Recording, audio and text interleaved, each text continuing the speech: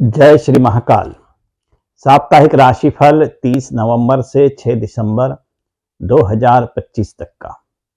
इस सप्ताह सेंसेक्स में वृद्धि होगी, देश में व्यापार में वृद्धि होगी, पेट्रोल के दाम सस्ते हो सकते हैं, खाद्य तेल, साबूदाना, फल, राजगिरा, मूंगफली के दाने, सोना एवं चांदी, कोयला, लाल मिर्च, हल्दी, कपड़ा, ये सब चीज़ें सस्ती हो सकती हैं। देश विरोधी ताकतों पर अंकुश लगाने में सरकारें सफल रहेगी।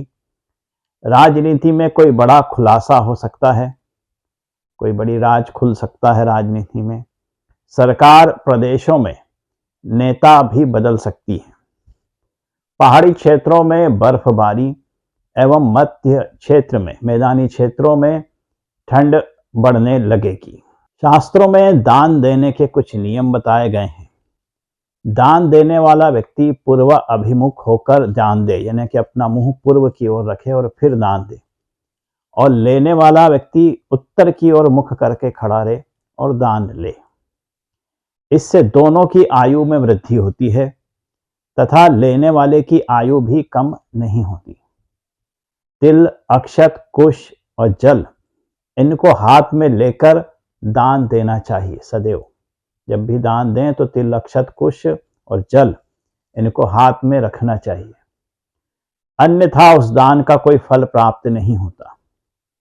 पितरों के निमित्त दान करने से पूर्व हाथ में काला तिल एवं देवताओं के लिए अक्षत अवश्य रखना चाहिए। जल एवं कुश सर्वत्र आवश्यक है। जल और कुश तो सदैव हाथ में होना ही चाहिए किसी भी प्रकार का दान करते समय। दान स्वयं जाकर देना उत्तम माना गया है। दान खुद जाकर देना चाहिए। अपने यहाँ बुलाकर दिया गया दान मध्यम कहलाता है और मांगने पर दिया गया दान अधम माना गया है। किंतु सेवा कराकर दिया गया दान निष्फल होता है, फिर तो वो नौकरी हो जाती है, नौकरी की तनख्वाह दी ऐसा हो जाता है। इसलिए सेवा कराकर दान नहीं देना चाहिए। रात के समय दान नहीं देना चाहिए, किंतु चंद्र और सूर्य ग्रहण के समय, विवाह के समय, खलिहान, यज्ञ, जन्म, मृतक कर्म का दान रात में कर सकते हैं। दक्षिणा, विद्या, कन्या, दीपक, अन्न तथा आश्रय दान भी रात में कर सकते हैं।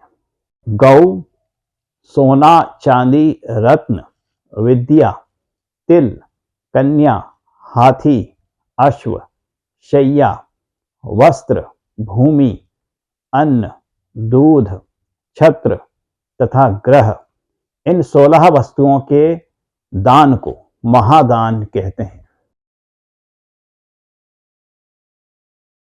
वृषभ राशि, उन्नति कारक समय रहेगा। चिंता से मुक्ति मिलेगी, उत्साह रहेगा, संतान का सहयोग प्राप्त होगा और भी अन्य प्रकार की उपलब्धियां और खुशियां यह समय प्रदान करेगा।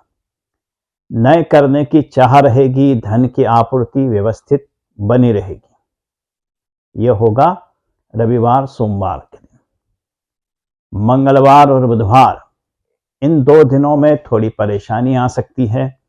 खर्च बढ़ जाएंगे, आय में कमी हो सकती है, मन निराश रहेगा, साथियों से सहयोग की अपेक्षा पूरी नहीं हो पाएंगी।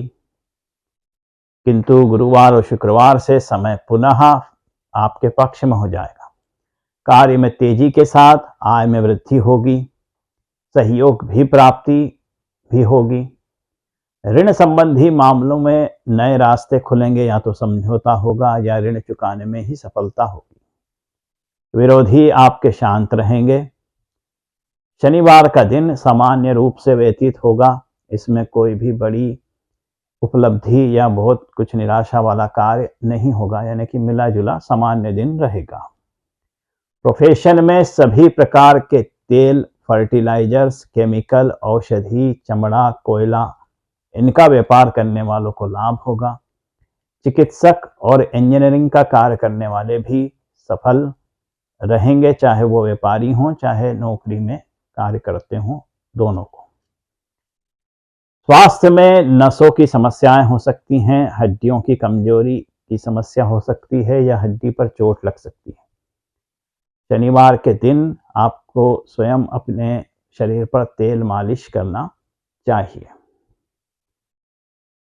छात्रों को चिकित्सा यानी कि मेडिकल, तकनीक यानी कि इंजीनियरिंग, रसायन यानी कि केमिकल या केमिस्ट्री और फिजिक्स की शिक्षा वाले जो विद्यार्थी हैं उनके लिए श्रेष्ठ समय रहेगा। बाकी सबके लिए भी अच्छा ही समय रहेगा, किसी प्रकार कोई परेशानी नहीं आएगी। प्रेम में प्रेमी साथी से हर बात पर तनाव हो सकता है और वैवाहिक समस्याओं का निदान प्राप्ति होगी। वैवाहिक जो भी लोग विवाहित हैं उनके जो भी समस्या है उनका निदान होगा। श्री हनुमान जी महाराज को तेल का दीपक लगाएं।